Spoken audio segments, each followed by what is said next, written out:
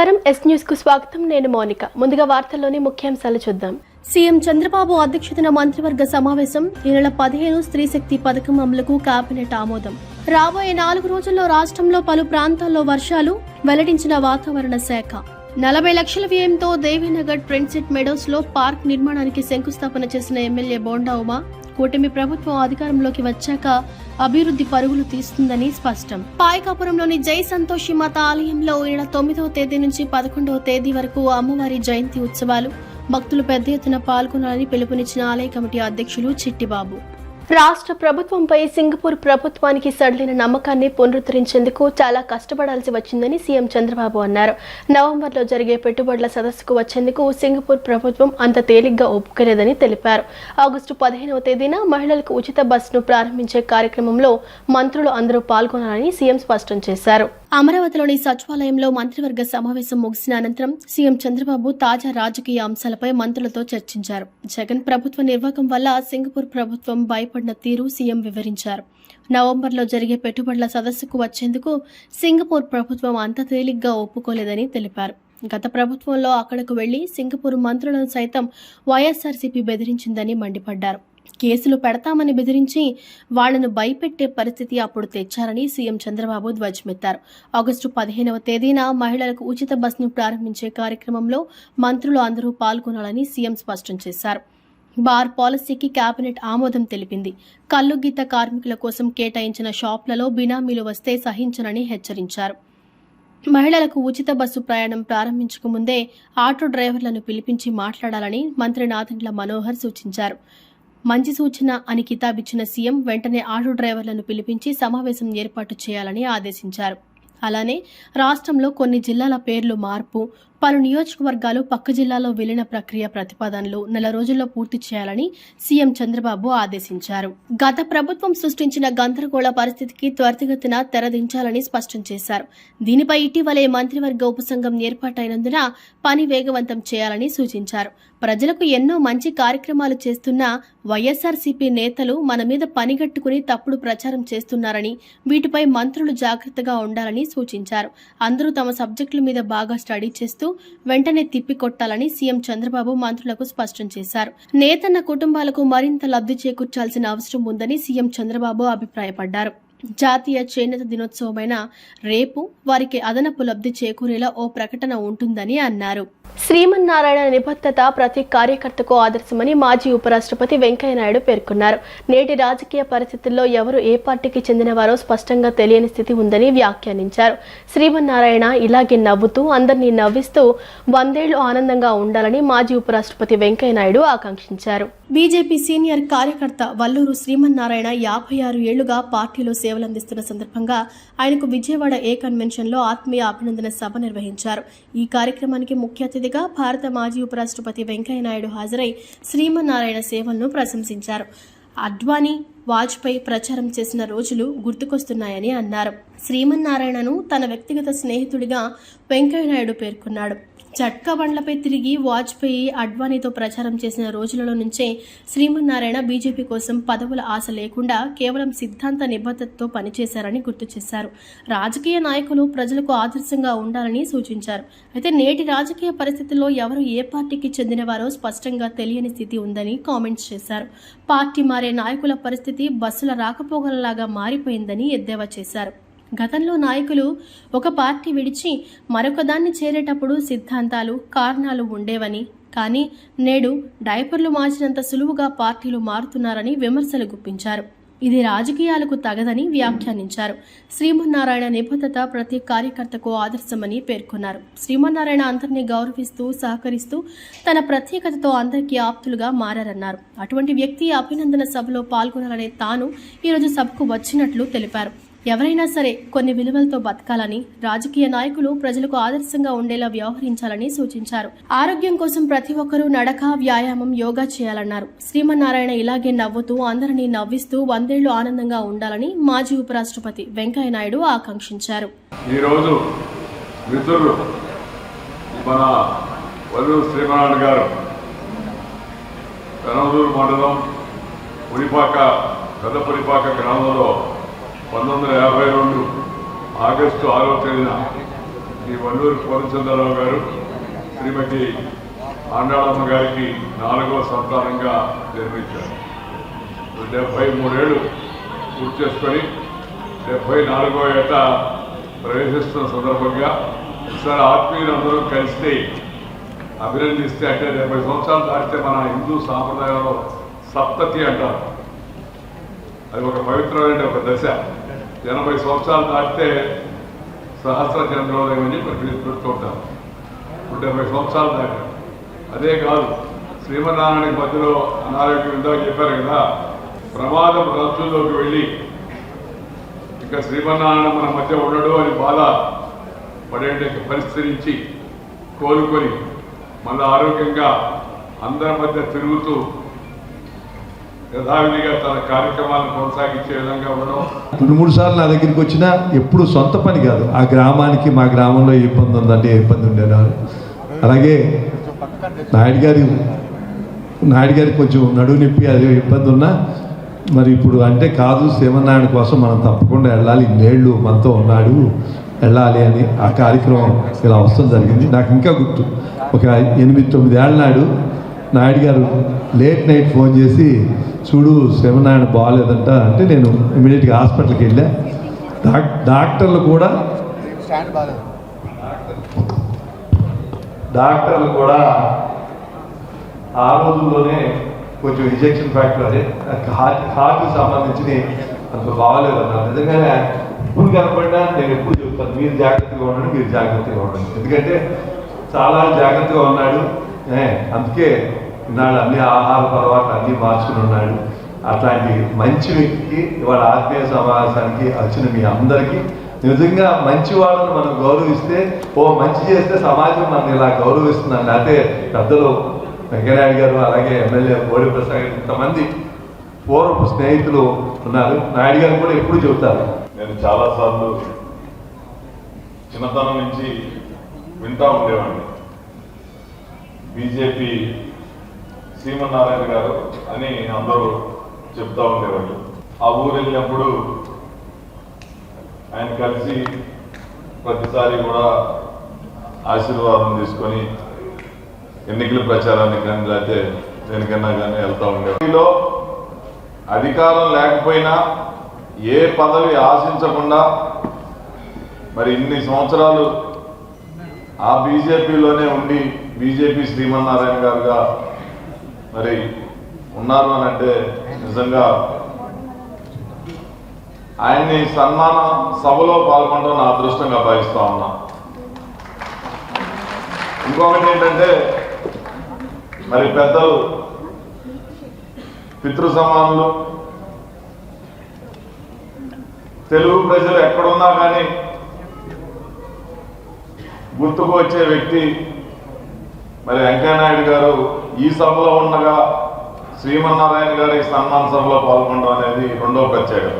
నైరుతి బంగాళాఖాతంలో ఉత్తర తమిళనాడు తీరంతో పాటుగా రాయలసీమ పరిసర ప్రాంతాల్లో వేరువేరు ఉపరితల ఆవర్తనాలు కొనసాగుతున్నాయి. వీటి ప్రభావం కారణంగా రాబోయే 4 రోజుల్లో ఏపీలోని కొన్ని ప్రాంతాల్లో భారీ వర్షాలు కురిసే అవకాశం ఉందని అమరావతి వాతావరణ కేంద్రం అధికారులు తెలిపారు. ఆగస్టు 11 తర్వాత నైరుతి రుతుపవనాలు బంగాళాఖాతంలో ఏర్పడిన అల్పపీడనం ప్రభావంతో ఆంధ్రప్రదేశ్ సహా కర్ణాటక, కేరళ రాష్ట్రాల్లో భారీ నుంచి అతి భారీ వర్షాలు కురుస్తాయని ప్రపంచ వాతావరణ కేంద్రం అంచనా వేస్తోంది. రాష్ట్రంలో కూటమి ప్రభుత్వం అధికారంలోకి వచ్చాక సెంట్రల్ నియోజకవర్గంలో అభివృద్ధి, సంక్షేమం పరుగులు తీస్తున్నాయని రాష్ట్ర ప్రభుత్వ విప్ సెంట్రల్ శాసనసభ్యులు బోండా ఉమామహేశ్వరరావు వెల్లడించారు. ఇప్పటి వరకు 250 కోట్ల రూపాయలు సెంట్రల్ నియోజకవర్గ అభివృద్ధికి ఖర్చు చేశామని స్పష్టం చేశారు. నియోజకవర్గంలోని 30వ division Devinagar Trend Set Meadows లో నగరపాలక సంస్థ నిధులు 40 లక్షల వ్యయంతో నిర్మించనున్న పార్క్ అభివృద్ధి పనులకు సెంట్రల్ ఎమ్మెల్యే బోండా ఉమామహేశ్వరరావు శంకుస్థాపన చేశారు. ఈ కార్యక్రమానికి హాజరైన బోండా ఉమాకు ట్రెండ్ సెట్ మెడోస్ కమిటీ పెద్దలు ఘన స్వాగతం పలికారు. ఈ సందర్భంగా ఎమ్మెల్యే బోండా ఉమామహేశ్వరరావు మాట్లాడుతూ కూటమి ప్రభుత్వం వచ్చాక అభివృద్ధి, సంక్షేమం సమపాళ్లలో పరుగులు తీస్తుందన్నారు. నియోజకవర్గంలో ఇప్పటి వరకు 250 కోట్ల రూపాయల అభివృద్ధి పనులు జరిగాయని చెప్పారు. ట్రెండ్ సెట్ మెడోస్ కమిటీ పెద్దల కోరిక మేరకు అనేక మౌలిక సదుపాయాలను ఏర్పాటు చేశామన్నారు. వాటర్ సప్లై, డ్రైనేజీ లైన్ ఏర్పాటు, పార్కు, మహిళల కోసం జిమ్ ఏర్పాటు చేస్తున్నట్లు వివరించారు. టెంపుల్ నిర్మాణం కోసం ₹1,00,000 సొంత నిధులను కూడా ఇచ్చామన్నారు. ట్రెండ్ సెట్ మెడోస్ ప్రజలకు ఏ సమస్య ఉన్నా తనను సంప్రదించాలని, సమస్యను వెంటనే పరిష్కరిస్తానని హామీ ఇచ్చారు. స్థానిక పెద్దలు విక్రాంత్ పబ్లిషర్స్ అధినేత శ్రీనివాస చక్రవర్తి మాట్లాడుతూ ట్రెండ్సెట్ మెడోస్ సమస్యలు తెలిపిన వెంటనే స్పందించిన ఎమ్మెల్యే బోండా ఉమాకు ధన్యవాదాలు తెలిపారు. బోండా ఉమా ఆధ్వర్యంలో నియోజకవర్గం అభివృద్ధి పదంలో నడుస్తోందని, పనిచేసే ఎమ్మెల్యే ఉంటే నియోజకవర్గంలో ఏ విధంగా అభివృద్ధి చెందుతుందో బోండా ఉమా చూపుతున్నారని అన్నారు. సెంట్రల్ నియోజకవర్గంలో నేను శాసనసభ్యుడైనాక, మరి పార్లమెంట్ సభ్యుడిగా కేశినేని శివనాథ్ చిన్ని ఎన్నికైనాక, ఈ ప్రభుత్వం వచ్చినాక అభివృద్ధి పనుల్ని వేగవంతంగా చేస్తున్నాం. ఇప్పటికీ 250 కోట్ల రూపాయలు ఖర్చు పెట్టాం ఈ నియోజకవర్గ డెవలప్మెంట్ మీద. ఒకవైపు అభివృద్ధి, ఒకవైపు సంక్షేమం, రెండు కూడా సమానంగా చేస్తా ఉన్నాం.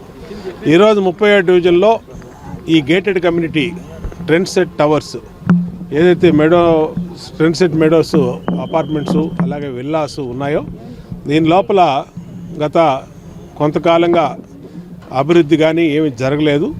ఇక్కడ కమిటీ సభ్యులు మరి రత్తయ్య గారు కానీ, ప్రెసిడెంట్ గారు, సెక్రటరీ గారు, చక్రవర్తి, చారి గారు అందరూ కూడా వచ్చి మా దృష్టిలో తీసుకురావడం జరిగిన సమస్యలు.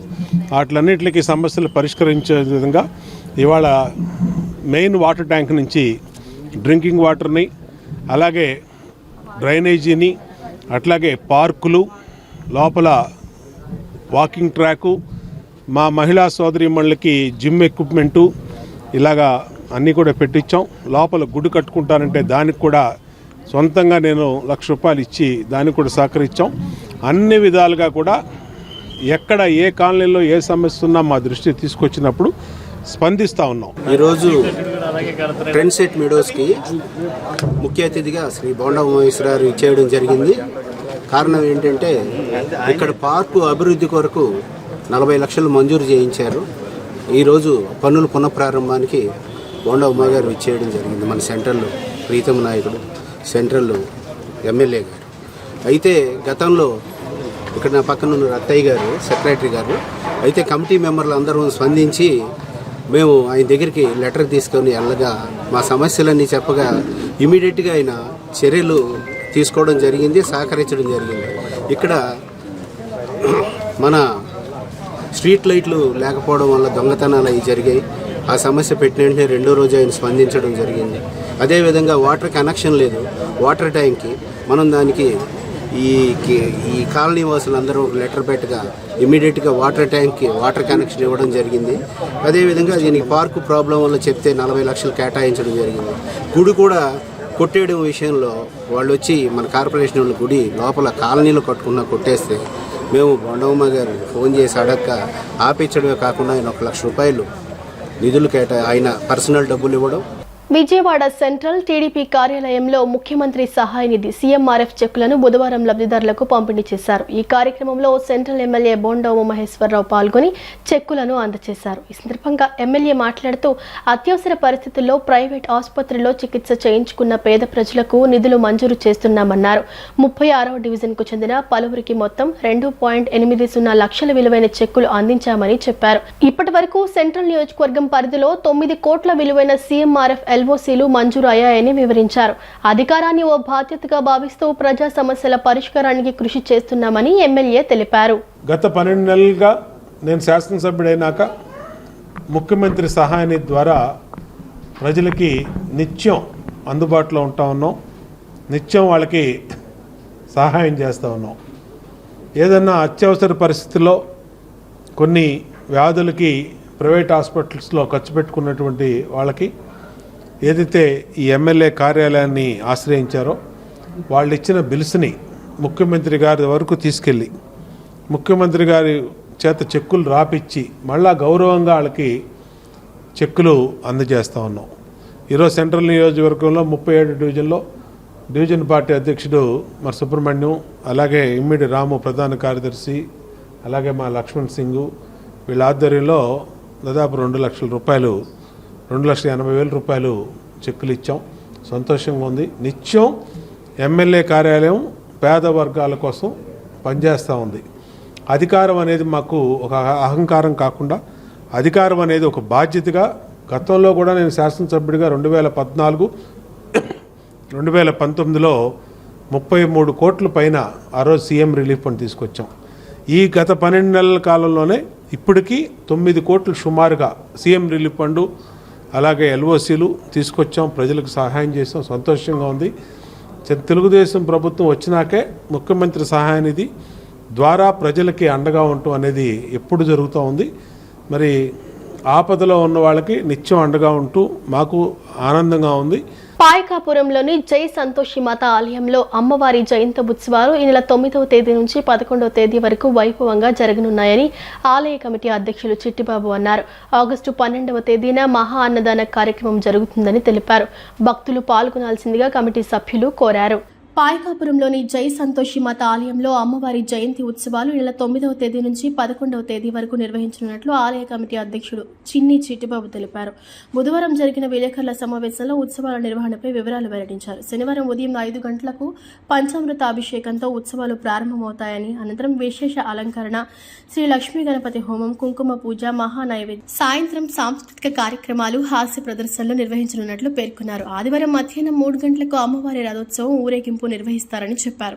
సోమవారం అభిషేకం, విశేష అలంకరణ, అనంతరం మధ్యాహ్నం 12 గంటలకు మహా అన్నప్రసాద కార్యక్రమం జరుగుతుందని తెలిపారు. ఈ ఉత్సవాల్లో ఎమ్మెల్యే బోండా ఉమామహేశ్వరరావు, మంత్రి కొల్లు రవీంద్ర ముఖ్య అతిథులుగా పాల్గొంటారని పేర్కొన్నారు. ఈ సమావేశంలో ఆలయ కమిటీ సభ్యులు శ్రీ మండ్రి నాగేశ్వరరావు, అగురు త్రినాథ్, బోనం నాగాంజనేయులు, డి గుంటయ్య, సుభాషిణి, దామోదర్, మార్కండేయులు తదితరులు పాల్గొన్నారు. అమ్మవారి కార్యక్రమాన్ని ప్రతి సంవత్సరంలాగే ఈ సంవత్సరం కూడా మరి పెద్దల ముహూర్తం నిర్ణయించుకుని మరి రాఖీ పౌర్ణమి రోజు కార్యక్రమం యొక్క నిర్వహణ జరుగుతుంది. ఇది 3 సంవత్సరాలు అవుతుంది. గుడి పగల కొట్టి ఇది 3వ సంవత్సరం నిర్మాణం పూర్తి చేసుకున్నాం. అనేక మంది అనేక ప్రాంతాల నుంచి వచ్చి ఇచ్చిన డబ్బులు, ఆ దాతలు ఇచ్చిన గుడి నిర్మాణం పూర్తి చేశాం. అలాగే ఇక్కడికి అనేక ప్రాంతాల నుంచి, అనేక జిల్లాల నుంచి కూడా, ఇతర రాష్ట్రాల నుంచి కూడా అమ్మవారి దగ్గరికి వస్తూ ఇక్కడ పూజలు జరిపించుకుంటున్నారు. ఆ వచ్చిన వారందరికీ కూడా తల్లి ఆయురారోగ్య అష్టైశ్వర్యాలు, భోగభాగ్యాలు ఆ తల్లి కలగజేస్తుంది. అందుకని వాళ్ళు ఇచ్చిన సహాయంతో ఇంత విజయమైన ఉత్సవాల్ని బ్రహ్మాండంగా చేయగలుగుతున్నామంటే వారందరూ ఆ తల్లి కల్పించి వాళ్ళు వచ్చి ఇచ్చిన డబ్బులతోనే మేము ఇంత విజయవంతంగా ఈ కార్యక్రమాలు చేయగలుగుతున్నాం. అట్లాగే ఈ సంవత్సరం కూడా మరి అనేక పెద్దలు మనకి కొల్లు రవీంద్రరావు గారి, మన మినిస్టర్ గారు కూడా రేపు ఈ కార్యక్రమానికి వస్తున్నారు. 9.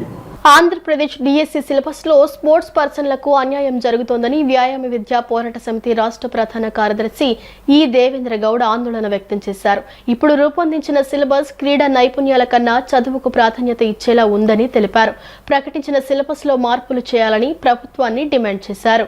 విద్యాశాఖ మంత్రి నారా లోకేష్ ప్రకటించిన డిఎస్సికి ధన్యవాదాలు తెలుపుతున్నామని, అయితే అందులో స్పోర్ట్స్ పర్సన్లకు అన్యాయం జరిగిందని ఆంధ్రప్రదేశ్ వ్యాయామ విద్యా పోరాట సమితి రాష్ట్ర ప్రధాన కార్యదర్శి ఈ దేవేంద్ర గౌడ్ ఆవేదన వ్యక్తం చేశారు. గాంధీనగర్ ప్రెస్ క్లబ్లో నిర్వహించిన విలేకరుల సమావేశంలో ఆయన మాట్లాడుతూ, వాస్తవానికి వ్యాయామ విద్యా ఉపాధ్యాయులు చదువుతో పాటు ఆటలపై అనుభవం కలిగిన వారని, కానీ ఇప్పుడు రూపొందించిన సిలబస్ కూడా నైపుణ్యాల కన్నా చదువుకు ప్రాధాన్యత ఇచ్చేలా ఉందని తెలిపారు. దీనివల్ల చదువు మాత్రమే అభ్యసించిన గేమ్స్ పట్ల అవగాహన లేని అభ్యర్థులు ఉద్యోగాలను సాధించే అవకాశం ఉందని తెలిపారు. దీని ప్రభావంతో నిజమైన స్పోర్ట్స్ పర్సన్లు వెనకపడే పరిస్థితి ఏర్పడిందన్నారు. అలాగే కొందరు బీపీఎడ్ డిగ్రీలు హాజరు లేకుండానే పొందుతూ డిఎస్సికి అర్హులుగా మారుతున్నారని ఆరోపించారు. పీపీఎడ్ చేసుకుంటూనే ప్రైవేట్ పాఠశాలలో పనిచేస్తున్న అభ్యర్థులను పీఎఫ్ అకౌంట్లు, శాలరీ అకౌంట్ల ఆధారంగా గుర్తించవచ్చని తెలిపారు. డీఈఓ కార్యాలయం ద్వారా విచారణ జరిపి కేవలం నిబంధనల మేరకు రెగ్యులర్గా ట్రైనింగ్ పొందిన వారికి మాత్రమే ఎంపిక చేయాలని సమితి డిమాండ్ చేసింది. ఆంధ్రప్రదేశ్ వ్యాయామ విద్యా పోరాట సమితి రాష్ట్ర ప్రధాన కార్యదర్శి ఈరోజు రాష్ట్రంలో మెగా డిఎస్సి కూటమి ప్రభుత్వం నిర్వహించారు. అందులో వ్యాయామ ఉపాధ్యాయుల పోస్టులు 1600 పోస్టులు, ఎస్ఏపీ పోస్టులు భర్తీ చేయడం జరిగింది. అదేవిధంగా పీఈటీ 158 పోస్టులు జోనల్ పోస్టులుగా భర్తీ చేయడం జరిగింది. పీడీ పోస్టులు కూడా ఇచ్చారు. దానికి గౌరవ విద్యాశాఖ మంత్రి వర్యులు నారా లోకేష్ గారికి ప్రత్యేకమైన ధన్యవాదాలు తెలియజేస్తూ, అయితే ఇన్ని పోస్టులు రాష్ట్రంలో భర్తీ చేసేటప్పుడు ఫిజికల్ ఎడ్యుకేషన్ సంబంధించి, ఫిజికల్ ఎడ్యుకేషన్ అంటేనే గ్రౌండ్ ఫీల్డ్కి సంబంధించినటువంటి కోర్సు. రేపొద్దున వాళ్ళు ఉద్యోగం వచ్చినా కూడా గ్రౌండ్లో విద్యార్థులకి క్లాసెస్గా తీసుకొని వచ్చి గేమ్స్, తర్వాత డిసిప్లిను, అదేవిధంగా కల్చరల్ యాక్టివిటీ నేర్పించేటువంటి ఉద్యోగం. అటువంటి ఉద్యోగం ఈరోజు 100 మార్కులకు థియరీ ఎగ్జామ్ పెట్టడం వల్ల చాలామంది ముందుగానే డిఎస్సిలో చాలా పోస్టులు ఖాళీగా ఉన్నాయి, ఎస్ఏపీ పోస్టులు ఖాళీగా ఉన్నాయని చెప్పి వివిధ రాష్ట్రాల నుంచి ఫేక్ సర్టిఫికేట్లు తెచ్చుకొని, అంటే వారు ఉద్యోగాలు చేస్తూ కాలేజీలకు ట్రైనింగ్లకి వెళ్లకుండా డైరెక్ట్గా సర్టిఫికేట్లు తెచ్చుకున్నారు. దీనివల్ల రెగ్యులర్గా పీసెట్ ద్వారా రిక్రూట్మెంట్ అయ్యి దాదాపు 2 సంవత్సరాలు కోర్సు ఉదయం సాయంత్రం గ్రౌండ్ అటెండ్ అయ్యి, అదేవిధంగా థియరీ ప్రాక్టికల్స్ ఎగ్జామ్స్ని అన్నింటినీ ఎదుర్కొని డిఎస్సి కోసం దాదాపు 7 సంవత్సరాలుగా ఎదురు చూస్తున్నటువంటి నిరుద్యోగ వ్యాయామ ఉపాధ్యాయులందరూ కూడా మెగా డిఎస్సి మీద సంతోషపడుతూ ఉంటే, కానీ ఈరోజు రిజల్ట్లో మాత్రం 100 మార్కులకు థియరీ ఎగ్జామ్ పెట్టడం వల్ల అసలు స్పోర్ట్స్ మీద అవగాహన లేని వాళ్ళు, వ్యాయామ విద్య ట్రైనింగ్ చేయని వాళ్ళంతా లిస్టుల్లో ముందున్నారు. విజయవాడలో రైడ్ ఇట్ అనే కొత్త రైడ్ హైరింగ్ యాప్ను బుధవారం అధికారికంగా ప్రారంభించారు. వినియోగదారులకు అదనపు ఛార్జీలు లేకుండా డ్రైవర్లకు ఎక్కువ ఆదాయం లభించేలా ప్రత్యేక ఫీచర్లు అందుబాటులోకి తెచ్చినట్లు ప్రతినిధులు తెలిపారు. డ్రైవర్ల కోసం driver care, legal support, health card సదుపాయాలు ఏర్పాటు చేసినట్టు తెలిపారు. రైడ్ హైరింగ్ రంగంలో వినూత్న మార్గాన్ని అనుసరిస్తూ విజయవాడలో రైడ్ ఇట్ అనే కొత్త యాప్ బుధవారం ప్రారంభమైంది. సీతారాంపురంలోని కార్యాలయంలో నిర్వహించిన ప్రారంభోత్సవ కార్యక్రమంలో సంస్థ founder director Ravi Teja Painda, co founder Sanhitha Madala, director Prashanthi Kongara పాల్గొన్నారు. ఈ సందర్భంగా మాట్లాడిన రవితేజ పైండా, కస్టమర్లకు అదనపు భారం లేకుండా డ్రైవర్లకు మెరుగైన ఆదాయాన్ని అందించే లక్ష్యంతో రైడ్ ఇట్ను రూపొందించామని చెప్పారు. డ్రైవర్లకు ప్రత్యేకంగా డ్రైవర్ కేర్ కాల్ సెంటర్, నేరుగా కార్యాలయానికి వచ్చి సమస్యలు పరిష్కరించే సౌకర్యం కల్పించినట్లు తెలిపారు. జీరో కమిషన్ విధానం, వ్యాలెట్ లేకుండా సురక్షిత రైడ్లతో వినియోగదారులకు ప్రయోజనం చేకూరుతుందన్నారు. కో ఫౌండర్ సన్హిత మాదాల మాట్లాడుతూ డ్రైవర్ల కోసం లీగల్ సపోర్ట్ వ్యవస్థ ఏర్పాటు చేసినట్లు తెలిపారు. అలాగే పెట్ ఫ్రెండ్లీ రైడ్లు, స్కూల్ పిల్లల భద్రత కోసం ప్రత్యేక సేవలు అందిస్తున్నట్లు పేర్కొన్నారు. డైరెక్టర్ ప్రశాంతి కొంగర మాట్లాడుతూ డ్రైవర్ల ఆరోగ్యాన్ని దృష్టిలో ఉంచుకొని విజయ సూపర్ స్పెషాలిటీ హాస్పిటల్ సహకారంతో హెల్త్ కార్డులు అందజేస్తున్నట్లు తెలిపారు. వైద్య సేవలపై 20% రాయితీ లభించేలా ఈ కార్డులు ఉపయోగపడతాయని చెప్పారు. ప్రస్తుతం విజయవాడలో మాత్రమే అందుబాటులో ఉన్న రైడ్ ఇట్ సేవలు త్వరలోనే రాష్ట్ర వ్యాప్తంగా విస్తరించనున్నట్లు సంస్థ ప్రతినిధులు తెలిపారు. చాలా ప్రాబ్లమ్స్ ఫేస్ చేస్తూ వచ్చాం అనమాట. సో డ్రైవర్స్ ఇంటరాక్షన్ పెట్టుకున్నాము, ఆల్మోస్ట్ మీటింగ్స్ కనెక్ట్ చేసాం. ఈ కార్ అండ్ ఆటో డ్రైవర్స్తోని మీటింగ్స్ కనెక్ట్ చేసి వాళ్ళ ప్రాబ్లమ్స్ తెలుసుకున్నాం. బేసిక్గా వాళ్ళ ప్రాబ్లమ్స్ తెలుసుకుంటే మాకు ఇనీషియల్గా మేము 1-2 ప్రాబ్లమ్స్ ఉంటాయని ఎక్స్పెక్ట్ చేస్తాం, కానీ ఒక్కసారి ఇన్ డెప్త్ వెళ్ళి కొద్దీ ప్రాబ్లమ్స్ అలా వస్తూనే ఉన్నాయి. So why not give it try అని చెప్పేసి ఒక కస్టమర్ సెంట్రిక్ మోడల్తో యాప్స్ ఎలాగో ఉన్నాయి, దానికి తోడుగా డ్రైవర్ సెంట్రిక్ మోడల్తో కూడా ఒక యాప్ స్టార్ట్ చేద్దామని చెప్పేసి పుట్టిన ఐడియా రైట్ అనమాట. సో ప్రజెంట్ ఈ రోజు నుంచి లైవ్ అవుతుంది యాప్స్ అనేవి, డ్రైవర్ యాప్ కానీ కస్టమర్ యాప్ కానీ. ఇప్పుడు కస్టమర్తో పాటు డ్రైవర్కి కూడా యాడ్ ఆన్ ఫీచర్స్ ఇస్తున్నాం ఇక్కడ. ఫర్ ఎగ్జాంపుల్ ఎక్స్ట్రా ఇన్కమ్ కానివ్వండి, కస్టమర్ సేఫ్టీ కానివ్వండి. ఇప్పుడు for example pet friendly rides తీసుకోండి, మా దాంట్లోని ప్రత్యేకంగా పెట్టాం పెట్ ఫ్రెండ్లీ రైడ్ అని ఇనిషియల్గా ఇంట్రడ్యూస్ చేస్తున్నాం మేము. ఈ పెట్ ఫ్రెండ్లీ రైడ్ ఏంటంటే విజయవాడలోని ఇప్పుడు ప్రజెంట్ పెట్స్ అనేవి పెరిగిపోతున్నాయి. ఇప్పుడు కుక్కలు కానీ పిల్లలు కానీ పెంచుకున్నారు చాలామందిలోని. సో వీళ్ళకి ఏంటి, ఇప్పుడు రైడ్ యాక్సెప్ట్ చేసాక డాగ్ అనేది ఎక్కడంతో ఏమవుతుంది కస్టమర్కి, డ్రైవర్కి రైడ్ క్యాన్సిల్ చేయడం కానీ లేదా హీటెడ్ ఆర్గ్యుమెంట్ కానీ జరుగుతుంది అక్కడ డ్రైవర్కి అండ్ కస్టమర్ మధ్యలోని. సో ఈ ఆర్గ్యుమెంట్స్ లేకుండా ఈ పెట్ ఫ్రెండ్లీ రైడ్ అనే ఆప్షన్ తీసుకొస్తాం. అండ్ మోర్ ఓవర్ మా యాప్లోని డ్రైవర్ యాప్లో కానీ కస్టమర్ యాప్లో కానీ అసలు వాలెట్ అనే ఆప్షనే పెట్టట్లేదు మేము. వాలెట్ అనే ఆప్షన్ పెట్టకపోవడం వల్ల ఫెయిర్ అండ్ ట్రాన్స్పరెంట్గా కస్టమర్ మనీ డైరెక్ట్గా వెళ్ళిపోతుంది డ్రైవర్కి. సో మాకు రూపాయి కూడా టచ్ అవ్వట్లేదు. వచ్చేసి కిలోమీటర్కి 16 రూపీస్ ఇస్తున్నాము. అండ్ బేస్ ఫైర్ వచ్చేసి 50 రూపీస్, కిలోమీటర్కి 16 రూపీస్ ప్రొవైడ్ చేస్తున్నాము. అండ్ 2 కిలోమీటర్స్ దాటాక బేస్ ఫైర్ వచ్చేసి 14 రూపీస్కి వెళ్తుంది. బేస్ ఫైర్ 30 ఉంటుంది, కిలోమీటర్కి 14 రూపీస్ ఇస్తాం. వార్తలు ముగించే ముందు ముఖ్యాంశాలు మరోసారి. సీఎం చంద్రబాబు అధ్యక్షతన మంత్రివర్గ సమావేశం. ఈ నెల 15 స్త్రీ శక్తి పథకం అమలుకు కేబినెట్ ఆమోదం. రాబోయే 4 రోజుల్లో రాష్ట్రంలో పలు ప్రాంతాల్లో వర్షాలు, వెల్లడించిన వాతావరణ శాఖ. 40 లక్షల వ్యయంతో దేవీనగర్ ట్రెండ్సెట్ మెడోస్ లో పార్క్ నిర్మాణానికి శంకుస్థాపన చేసిన ఎమ్మెల్యే బోండా ఉమా. కూటమి ప్రభుత్వం అధికారంలోకి వచ్చాక అభివృద్ధి పరుగులు తీస్తుందని స్పష్టం. పాయకాపురంలోని జై సంతోషి మాత ఆలయంలో ఈ నెల 9వ తేదీ నుంచి 11వ తేదీ వరకు అమ్మవారి జయంతి ఉత్సవాలు. భక్తులు పెద్ద ఎత్తున పాల్గొనాలని పిలుపునిచ్చిన ఆలయ కమిటీ అధ్యక్షులు చిట్టిబాబు. ఈ వార్తలు ఇంతటితో సమాప్తం. నమస్కారం.